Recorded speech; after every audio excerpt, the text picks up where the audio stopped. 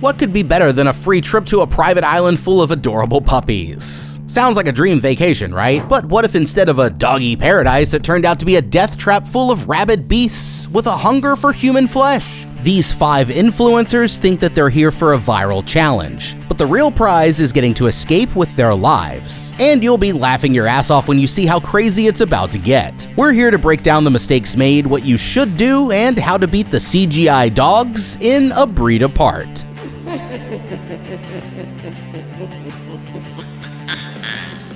This is what happens when man's best friend becomes his worst enemy. Somewhere on a secluded tropical island, movie star Hayden Hurst is getting ready for the final shot of her latest film. But she's worried that the dogs seem unusually aggressive. Meanwhile, this handler Maria finds one of the dogs inside a bat-infested cave. As she gets closer, she notices that the poor guy has a bat latched onto his face. But by then, it's already too late. While the others help Maria, her friend Marco here goes to investigate a strange noise coming from the bushes. But that was his biggest mistake. All of a sudden, one of the dogs lunges out from the darkness and goes straight for his nuts, grabbing him like a chew toy as it drags him away into the forest. The other handler runs to get the keys, but he's taken by surprise when one of the dogs grabs him by the ankle. Fighting for her life, Maria uses a judo move to send another dog crashing straight through the windshield, where it immediately starts attacking the other worker, causing him to be pulled away just like his friend. Jumping into the truck, she punches the dog away and gets ready to speed out of there, only to realize that one of these crazy canines is already waiting, and it savagely tears out her throat before she can even react. That makes 3 down with 7 more to go.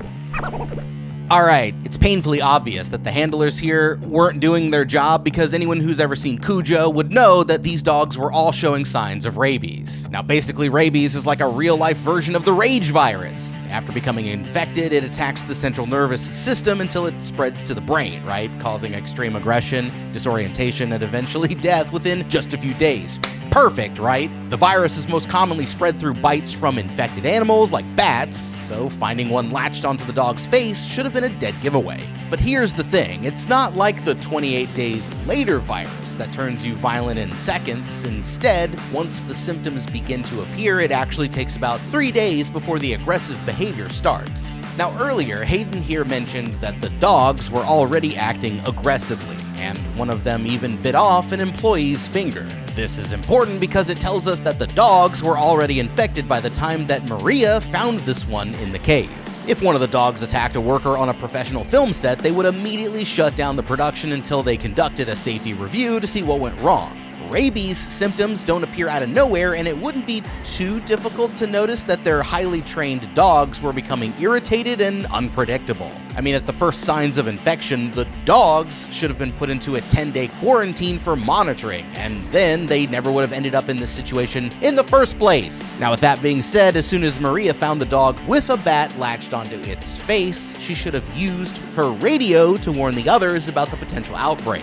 I mean, her friends knew that there was still another dog out there, but if they were suspicious that it had rabies, then Marco here would have known to keep his distance instead of getting close. And all 3 of them might still be alive. 13 years later, a Mr. Beast wannabe, who calls himself Vince Ventura, hears about the island and decides that he's going to use it as the setting for his next viral challenge. After the deadly attack, the film crew packed up and left all the poor doggies behind, abandoning them on the island where they've had to fend for themselves ever since. Well, Vince here is inviting 5 other boneheaded influencers to help him round up the puppies and turn the place into a state-of-the-art doggy utopia. But that's not all. Whoever does the best wins the entire island for themselves. The only problem is, it's already gone to the dogs. The cast of cringy creators includes life hack guru Queen, country rapper Big Farmer Jay, crypto bro Mason, and another brother-sister duo Collins and Violet, whose own careers are just starting to blow up.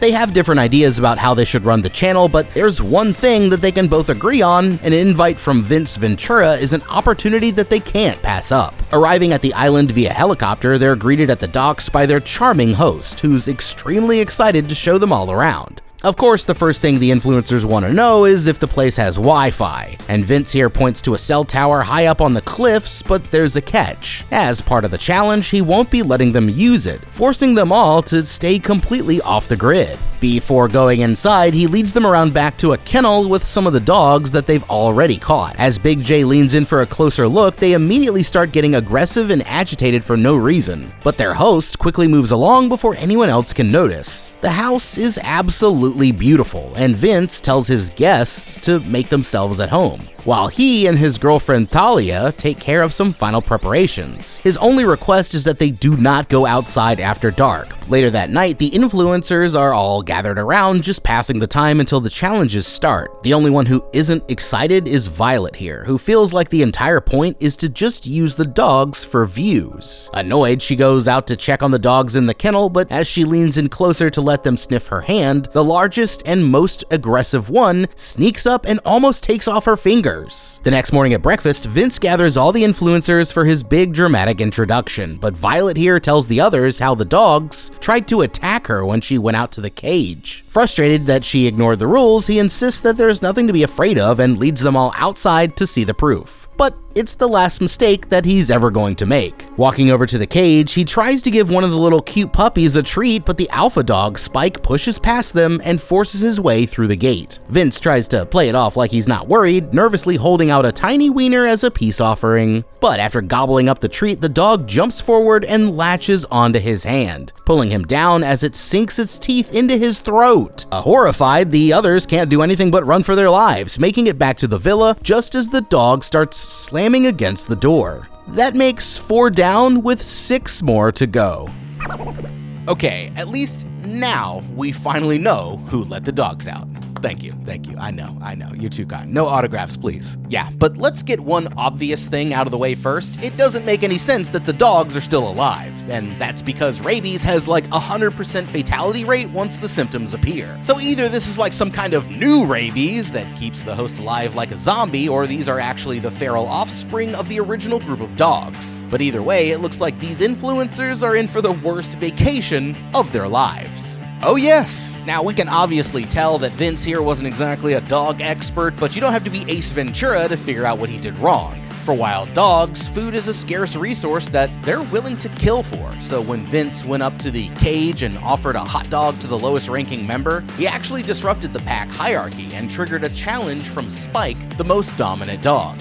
Everything about the dog's behavior showed clear signs of aggression, so what he should have done was back away slowly while avoiding eye contact until he was able to get somewhere safe. Instead, he leaned in closer, made direct eye contact, and put his hands right in the dog's face, which to a wild dog is pretty much an open invitation to scrap, and that's exactly what got him killed. As for the others, they made the right decision to use him as a meat shield, and get the hell out of there, but they just aren't safe yet. If it were me, I'd keep going up to the second floor, where the dogs would have trouble reaching them because of the slippery stairs. Up there, they can barricade the steps with furniture or cover themselves in slippery substances like soap and water from the bathroom. Now follow me on this one, allowing them to use the staircases like choke points where they can hold off any attacks. I mean, the place is basically stocked with food and water, so they should have plenty of supplies to hold out and wait for help. The only problem is, none of their phones have any service. Wow. But that doesn't mean that they're out of options, As influencers, they should all have the most recent tech, so on modern smartphones, the SOS feature will allow you to call for help using any available signal,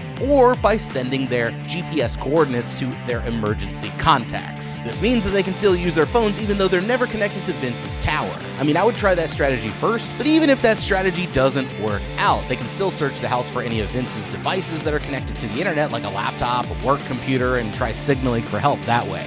Maybe pop in a Discord chat and be like, "Hey, bruh." I mean, because then it would be as simple as relaxing in this luxury mansion while they wait for the rescue teams to arrive. The influencers take cover back inside until finally the attacks stop, and it seems like the dog has just given up. Just when they let their guard down, Spike comes running across the deck and crashes straight through the glass door, growling as he shakes off the hit and decides who to attack first. Collins quickly pulls up a lamp and shatters it over the beast's head, causing it to change its course and start going after his sister instead. She tries the Chris Pratt Raptor approach, but just when it's about to lunge, Big J steps in with a coat rack back and launches the dog to the other side of the room. This time it ends up taking down Collins again, but while he's fighting it off with a flurry of kicks, his sister grabs a glass pitcher and shatters it over the animal's head, stunning it long enough for them to get away. And they don't make it far before Collins trips on some pieces of the broken lamp, but instead of attacking, the dog jumps onto his back and starts, doing what dogs do to display their dominance. And by the time that his friends are able to fight it off, he's already been scarred for life, and they all escape down to the cellar just in time. Taking shelter in the basement, Violet does what she can to treat her brother's wounds, while the others argue over what to do next. It seems like their only hope is to find Thalia, and there's a window near the ceiling where they can squeeze through, so after gathering some weapons, they send Jay up to take a look around, but it's going to be even more difficult than they think. At first, it looks like they might be safe, but it doesn't take long before another rabid dog sniffs them out. As it dives straight for him, Jay holds up a broken champagne bottle and looks away, but it ends up getting stuck on the dog's snout, making it even more pissed off than it was before. The beast charges at him again, but his friends pull him down just in time, and it flips head over heels like an out-of-control race car. It looks like they need a new plan, and thinking it over, they decide that Jay and Mason will circle back through the house, serving as a distraction while the others find Thalia. Taking as many squeaky toys as they can carry, they sneak away to lead the dogs deeper into the forest. But Collins here is still too injured to climb through the window, forcing the girls to leave him behind. Okay, I can already tell that this plan is headed for disaster. They're letting panic rush them into making bad decisions, but just like their moronic hosts, they stand a much better chance if they actually understood what they were up against. Now earlier, even Mason was smart enough to know that the dogs were showing signs of rabies. That's bad news for Collins, since he's most likely infected now after being bitten, but it might not be as bad as they think. Rabies might be 100% fatal once the symptoms start, but it's also 100% treatable as long as it's still in its incubation period, and that could take anywhere from a few days to a few weeks, depending on several factors. Now, interestingly enough, the location of the bite actually matters a lot, because the closer the wound is to your brain, the faster the infection is going to set in. Since Collins here was bitten on the ankle, he has the most time possible before the virus makes it all the way through his body, and could probably survive for as long as 2 weeks before he enters the danger zone. And since he's too injured to keep up with his friends, his mission is to hold off the infection for as long as possible while they try and get some help. I mean, according to the WHO, the most effective treatment is to start by thoroughly washing the wound with soap and water for at least 15 minutes. I mean, they may not have any soap in the basement, but pouring water and alcohol onto it is a lot better than nothing, because the alcohol acts as an improvised antiseptic. Now, while his friends have the dogs distracted, Collins should try and sneak back up to the house and look for any antibacterial soap, saline solution, or hydrogen peroxide that he could use to clean the wound. And then he should just wrap that joint up in sterile bandages and find himself some medicine to reduce the swelling. Try to take care of himself as much as possible while his friends keep trying to save their lives. As for everyone else, grabbing weapons and chew toys to use in the next battle was a great idea. But there are still some other supplies in this basement that they're overlooking. The biggest threat comes from the dog's bites, so I'd consider using some of the extra merchandise to craft some makeshift armor. Come on, didn't you guys play the Oblivion remake? It looks like most of these dogs are German Shepherds, giving them an average bite force of around 240 psi. And teeth that are about 1/2 to 3/4 of an inch long. So to counter this, first I'd wrap at least 1 inch of my fabric padding around my forearm and legs.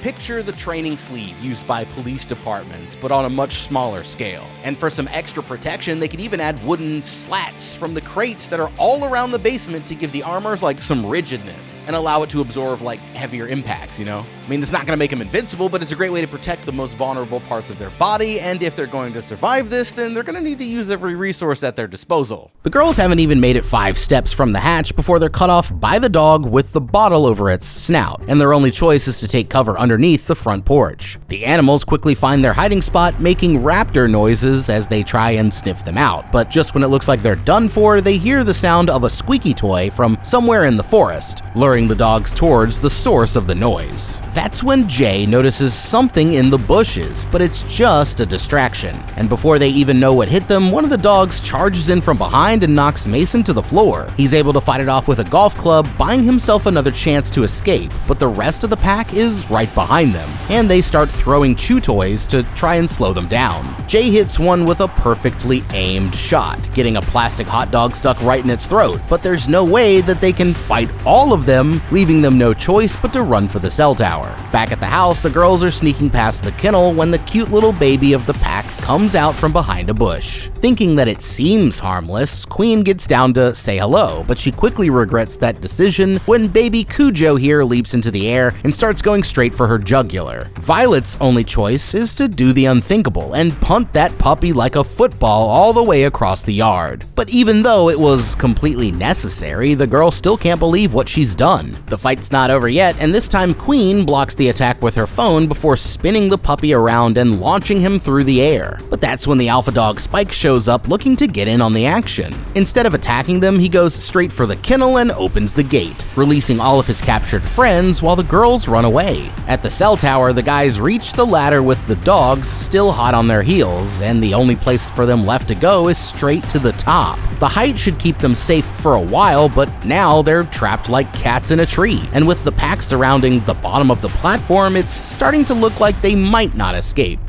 Okay, this plan absolutely sucked, and besides Big J here hitting that trick shot with the glizzy of death, it's a miracle that they were able to escape at all. Now there's a reason why breeds like the German Shepherd are chosen for police work, and it's because they're a lot faster than the average person. I know, surprisingly, the average guy can reach a top speed of about 20 miles per hour, but that's still not enough to beat one of these dogs. I mean, they can hit 30 miles per hour, so if you're trying to outrun them in a straight line, good f***ing luck. Now running to the cell tower might have seemed like a great idea, but it left them with nowhere else to go. So if I were in the same position and ready to make some questionable choices, then here's what I might have been doing instead. This is one of those scenarios where you don't need to be faster than the pack of dogs to get away, you just need to be faster than the guy next to you. You know what I mean? Well, Mason here has already proven a few times throughout the day that he's selfish and unreliable, so after the second time that he tripped while the horde of man-eating dogs was chasing us, I would have left his behind and used him as a meat shield while I put more distance between myself and the pack. I mean, the best part is, once I got back to the cabin, I could take the Bitcoin token from his luggage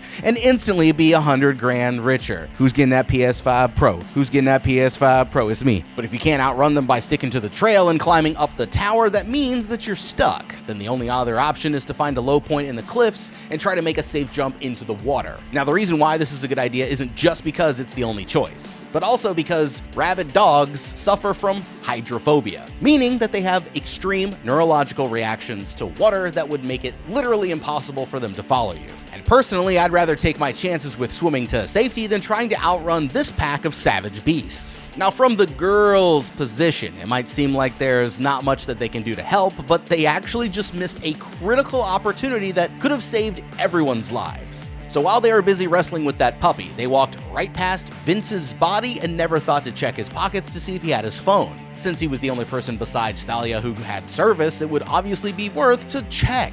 And even if he didn't have his phone on him, they could have used his smartwatch on his wrist instead, using his body to unlock it with Face ID and allowing them to call for help before the situation gets any worse. Meanwhile, the girls reach Thalia's cabin and start trying to warn her about the dogs, but at first, she's convinced that it's just a prank. Going live, she calls Vince and tells him to give up the act, but it won't be long before she realizes that they're telling the truth. As for the others, they start breaking off pieces of the tower and throwing them down at the dogs, causing Thalia's signal to suddenly drop out just as they've finally convinced her to call for help. For a moment, it looks like their strategy worked, but that's only until the dogs evolve to their most advanced form yet and start climbing the trees, launching themselves across the gap and into the tower right underneath them. This leaves Mason with no choice but to tear out the power cables and jam them onto the metal, frying the dogs with a sudden blast of electricity as they're trying to climb up. It's a good try, but it's still not good enough to scare them off, and now it's up to the girls to save their lives. Grabbing a flare gun, Thalia aims it at the tower and fires across the gap, but it comes up pathetically short and falls uselessly into the water. She loads up another one, but this time her aim is too good, and it hits directly on the tower's power box, causing a massive explosion that sends it toppling to the ground. Somehow, the two bros manage to survive the fall, but the fire has them cut off, and it looks like the only way off the cliff is a 100-foot plunge into the water below. Jay hesitates at first, but goes for it as soon as he realizes that one of his legs is on fire. And Mason escapes just as the dogs are about to come back and tear him apart. The influencers regroup at Thal's cabin, but with the power down, there's no way to call for help. It seems like their only option is to go for the party boat, but Violet here still needs to rescue her brother. And the two locations are on opposite sides of the island. Half of the team wants to leave him behind, but Thalia takes her side and refuses to give up the keys. So, reaching a compromise, they decide that Jay and Violet will go get her brother, while the others wait for them to get back. Sneaking over to the main cabin, they find Collins in the kitchen feasting on dog medicine and raw meat. He looks disgustingly pale and is acting like he's completely out of it, but they have to keep going before the dogs come back. Alright, I don't know what kind of Umbrella Corporation type shit going on here, but now that these dogs are climbing cell phone towers, I'm starting to think that rabies might be the least of their concerns. Yeah, now normally I'd be with the people wanting to get out of there and leave Collins behind, but this time something's a little bit different. Like we mentioned before, rabies-infected dogs have a severely reduced life expectancy, and since these dogs are already showing advanced symptoms, they should all be dying off within the next 3 to 7 days. Every hour that goes by, the dogs become weaker and weaker, so it actually benefits Violet and her friends to let more time pass. In most survival scenarios, conserving food and water becomes the highest priority, but this island was already stocked with everything they'd need to survive. So as long as they stick to about 2 liters of water and about 1,500 calories of food per day, they can last for at least several weeks, if not longer. Now, they might think that there's no way to call for help, but the fire that they caused at the cell tower is basically like a distress signal. The melted plastic and wires created a thick cloud of black smoke that the warm tropical air is going to carry for thousands of feet into the sky. And on a clear day like today, a passing plane at cruising altitude could spot the smoke from like 100 miles away. This means that there's an extremely high chance that somebody will see and report it, especially because remote islands aren't supposed to have random clouds of black smoke billowing from it. Besides that, there were hundreds of viewers watching Thalia's stream before it dropped out. I mean, they're all famous YouTubers with regular posting schedules, and this island is under development with like a whole crew of workers waiting to get paid. No matter how you slice it, somebody is going to come looking for them, and it's probably going to be a lot sooner than they think. So with all that being said, it's actually much safer to just wait here at the cabin than risk their lives going for the boat. I mean, they'll probably only have to make it for another week or so at most, and then there are much worse places to be than stuck in a multi-million-dollar house on a tropical island. So if it were me, I'd bring Collins back to the others and then plan to hunker down here at the crib until the help arrives. In the meantime, I'd split up everybody up into different jobs, making sure that we fortified this joint as much as possible before nightfall. You know, put together some improvised weapons like spears or Molotov cocktails. You know, maybe fasten a little fucking stake out of a chair leg. Take inventory of our supplies so we know exactly how long that we could hold out. Then all that's left to do is get comfortable and go for the boat if it's a last resort. Getting frustrated, Mason keeps drinking his troubles away until he finally decides that he's tired of waiting. He starts wrestling with Thalia for the boat keys, yanking them off her wrist as she kicks him straight in the gut. But when he turns around, Queen smashes a potted plant over his head. As he stands there shouting at the two girls, one of the dogs comes flying out of nowhere and bites down on his hand, pulling the keys away and swallowing them before anyone can stop it. The girl's only choice is to get the hell out of there, ditching Mason, who's so wasted that he can't outrun the dog. And before he's made it 10 feet from the porch, the beast jumps onto his back and takes him down, making 5 down with 5 more to go. The others aren't gonna get very far without some wheels, but luckily they find an off-road golf cart stored by the shed. They're speeding back to get their friends when the girls suddenly jump into the road, climbing in as Thalia gets behind the wheel. But as soon as she hits the gas, the motor goes dead, forcing them to get out and give it a push start. Sure enough, a horde of AI dogs comes barreling down the trail right behind them, but they're able to get the vehicle started again just in time. Thalia's given this bad boy everything it's got, but the dogs are gaining on them fast, and that's when she comes up with a brilliant idea. As they come over a small wooden bridge, she tells the others to throw a bunch of moonshine on the ground while Jay launches a flare into the puddle, setting the bridge on fire and leaving the dogs with no way across. After finally losing the pack, they come to a stop at the old film site where Thalia says that she has a secret weapon. Disappearing into a box truck, she comes back carrying a tricked scout rifle, but there's just one problem. It's only a damn paintball gun. This causes a fight to break out among the group, but Violet here gets them fired up with another inspirational speech, convincing them all to work together. It's getting late, so they decide to camp out there for the night, but in the morning, they're going to try fighting back against the dogs instead. Now, before it gets dark, everyone goes around the campsite gathering any weapons that they can find, making sure that they have everything they'll need for the next battle. There's not much to do now besides hunker down in the trailer and get some rest, but Collins passes out in a matter of minutes, and his sister is worried that his illness is getting worse. Alright, it looks like all of our fearless influencers have lived to fight another day, or at least almost all of them. You know it's bad when you get outlasted by the dude who's literally tweaking off dog medicine. So before we see what happens next, there's something that needs to be said, and you can join in with me here. Mason, my boy, you just f***ed up. Now, if you're asking me, it's been painfully clear since the very beginning that you were always the weakest link. And with the amount of times that you almost got someone else killed, I'd honestly be glad that you weren't my problem anymore. You can always tell right away who's going to cause trouble when their first reaction to a bad sitch is to start getting aggressively drunk. After skipping breakfast and turning the bottle up, you were probably looking at a BAC of about 0.08, putting you right on the legal limit in most countries. I know, you skirting that line. That could still be a good time in the appropriate setting, but with a pack of wild dogs trying to eat you alive, getting intoxicated is like the last thing you want to do. Besides the massive hit to your coordination and reaction time, which is why you couldn't make it more than 5 feet before a dog got your ass, it also clearly affected your judgment, because why else would you start a fist fight with your own friends? I mean, all you had to do was sit down, shut up, and enjoy the sun while you waited for someone else to save the day. And the worst part is that you had no idea that rescue was already coming. That's right, dumbass. It turns out that Thalia's sister is actually the famous movie star from the failed project all those years back. And after seeing the girl's live stream, she was already hitting them digits. If you'd just played nice instead of acting like a fool, then you wouldn't have gotten smoked by evil Airbud here and his gang. But that's what you get for being such a liability, so sorry Mason, but it looks like you just f***ed up. Now as for the others, they think it's pointless to go for the boat without the keys, but that's not necessarily true. Although they might not be able to start the engine, the boat's VHF radio should still be charged, so if they're able to reach it without being torn apart, then they could use the radio to call for help. This still could get them to safety in just a few hours, and since the rabies-induced hydrophobia should make the dogs afraid of water, the boat is actually the perfect place to wait. So if it were me, I'd stick to the original plan and go straight for the boat instead of trying to fight my way off this damn island. In the morning, they're just about to hit the road when they notice that Collins is gone. So Big J volunteers to go track him down. Following the trail, he finds the dude standing around outside the Bat Cave, and it looks like he's even more out of it than before. But Jay lifts him up and takes him for a piggyback ride back to camp. It seems like Collins here is getting more aggressive and confrontational as time goes on, but he's still too loopy to pose a threat, at least for now. The only way to keep him steady is by strapping him down to the back of the golf cart, but once he's buckled in, they set off back towards the cabins.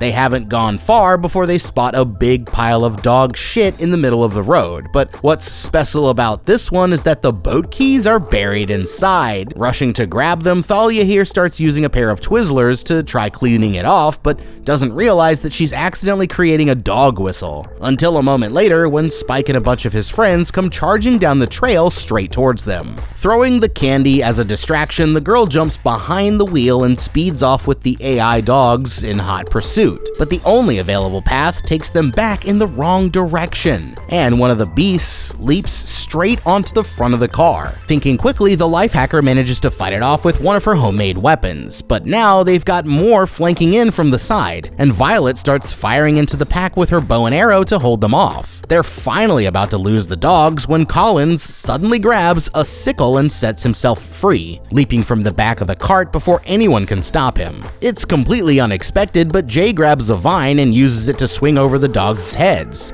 chasing after him as he takes off running deeper into the forest. fast. Losing track of him, he follows the sound of Colin's voice to a clearing in the trees, only to realize that it was all a trap. Suddenly, one of the dogs leaps out from behind him, forcing Jay to take it down Call of Duty style. But there are dozens more already on the way, and he's caught with absolutely no chance to run. And that makes 6 down with 4 more to go. The girls try and head back for the boat, but another pack of dogs blocks the path, forcing them to throw it in reverse and start speeding backwards down the trail. That's when Queen breaks out her homemade net launcher, catching one of the dogs with the first shot. But the rope gets caught on the front of the golf cart, and Thalia here is so distracted that she doesn't know that they're headed straight for an AI cliff. Before she can hit the brakes, they fly straight over the edge of the trail and plummet down to the water below, but luckily they happen to land within swimming distance of their escape boat. Up above, the dogs watch as they start swimming away until suddenly Spike just sends it over the edge of a cliff, inspiring all of his comrades to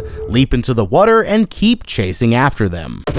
Okay, all right, pause. You know what? They might as well just give the dogs jetpacks at this point, because that would make just as much sense as anything else that we've seen today. Like we've already talked about twice already, one of the main symptoms of rabies is supposed to be hydrophobia, meaning that the dogs should literally be afraid of water, but it actually goes deeper than that. Now, because rabies attacks the central nervous system, even the sight of water can cause violent spasms. It's not a psychological condition that they can override if they're angry enough, it's an involuntary neurological response, which means that it's literally impossible for a rabid dog to jump into water of its own free will. But ignoring that for now, they wouldn't even be in this situation in the first place if it wasn't for Thalia's costly mistake. When she used that Twizzler to clean off the key, she accidentally created a dog whistle, sending out a high-pitched frequency that can't be heard by human ears. Rabid dogs are even more sensitive to sound and light, causing them to respond quickly and aggressively to an unexpected whistle in their territory. But it also makes them seek out dark places to rest during the daylight hours. So if she hadn't blown that whistle, then they probably would have been able to make it all the way back to the boat without any trouble. Now, it's a good thing that they've got a head start, because it gives them time to think about what they're going to do once they reach the boat. It looks like there are 2 approaches that they can take here. Instead of climbing up the rope at the front of the boat like a bunch of idiots, which is exactly what they're going to do, they should swim around to the back platform, allowing them to climb on much more easily.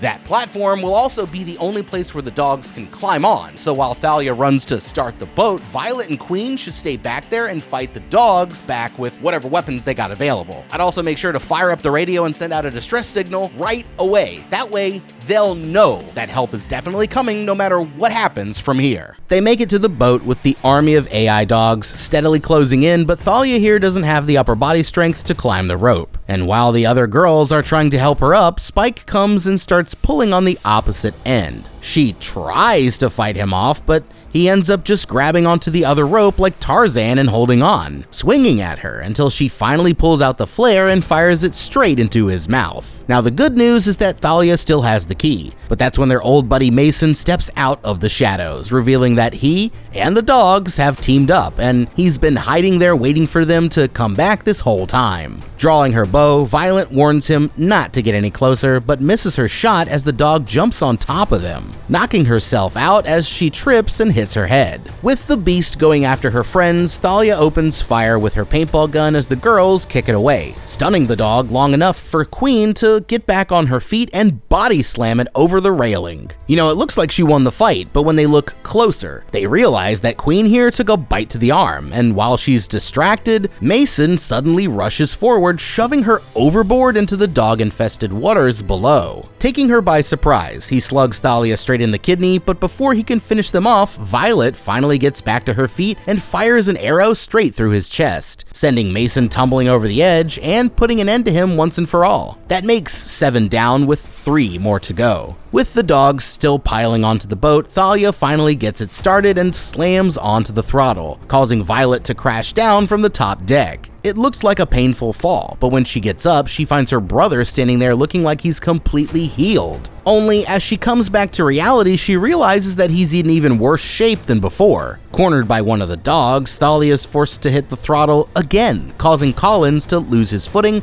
and almost fall off the bow. But his sister fires an arrow straight through his ankle, pinning him to the side of the boat to save his life. Rushing upstairs, she makes it to the wheelhouse just in time to save Thalia from the dog, but while they're distracted, the boat crashes straight into a pile of rocks, leaving them stranded once again. There's nothing that they can do but sit there and wait to be turned into dog food, so the girls pull up a few chairs and decide to enjoy one last sunset. Oh yeah, they can hear the dogs coming as they prepare to swarm the boat, and now it's time to make their final stand. Using anything that they can to fight back, they start taking the dogs down one after another, but it isn't long before they're completely surrounded, and there's too many to defeat them all. It looks like they're about to be eaten alive, but then at the last possible second, a barrage of gunfire starts raining down from the sky. It's Thalia's sister, Hayden, the action star, and after seeing her sister's live stream, she came to save the day. Climbing out of the chopper, she jumps onto the boat and starts opening up a can of doggy whoop-ass, the likes of which have never been seen before, battling her way through the animals with her fists of fury until she's finally able to reach the others. Rushing them to safety, she's about to climb onto the helicopter when the final dog appears behind her, but she spins around and drops it with a single well-placed shot. Now they're officially rescued, and as they fly away, they drop a couple of hand grenades down onto the boat for good measure, making sure that any dogs who are still left standing are taken down in a giant fireball. Ultimately, this makes 7 down with 3 survivors, or at least that's what they think, because back on the island, it looks like Big J is still alive, and he squares up to do battle with the dogs like Liam Neeson at the end of The Grey. But if there's one lesson that I think we can all learn here, it's that if a crazy rich dude ever invites you to his private island, just say no. What a f***ing crazy ass movie, man. And I love my dog. Y'all know I love my little puppy dog. But like, when dogs is coming at you, right, and they tearing your friends apart, it's a whole different kind of ball game. It's like, boom! No questions asked. Which is why A Breed Apart tore me apart. You know, I was just like, oh my god, you know, look at the doggies. I tried to do my best to see how I would get away from these dogs on this island, but you have to let me know down in the comments if you guys would have done anything differently. As always, thank you so much for watching. Leave a like and subscribe, and check out that How to Beat playlist for more videos just like this one. I mean, seriously, your favorite movie might be up there. Once again, I'm the guy. We'll see you in the next video, and have a damn good day.